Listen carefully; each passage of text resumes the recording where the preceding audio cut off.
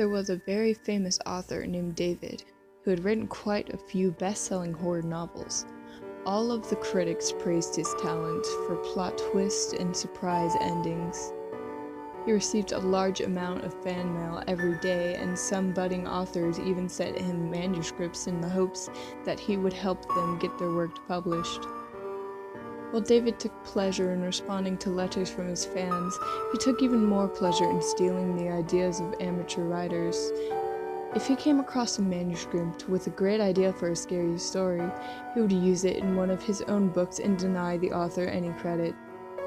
Then, in order to hide his theft, he pulled some strings with his friends in the publishing industry to make sure that the original author never got anything published in the future. One day, David received a new manuscript in the mail. It was bound in a beautiful hardcover book. He read the first chapter and felt that he knew how the story would end. As he continued reading, he became more and more certain that he could guess the twist ending.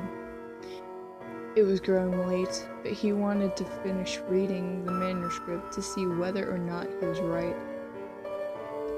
When David came to the final chapter, he realized that the last few pages of the book were stuck together. Anxious to read further, he pulled the pages apart.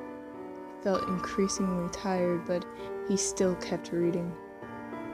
Finally, he came to the end of the book. It was exactly the twist ending he had anticipated. The husband had hung himself just as his wife was committing suicide in the next room. David made a mental note to steal the idea and use it in his next story. Just then, he noticed that after the words "the end," there was a little handwritten comment from the author.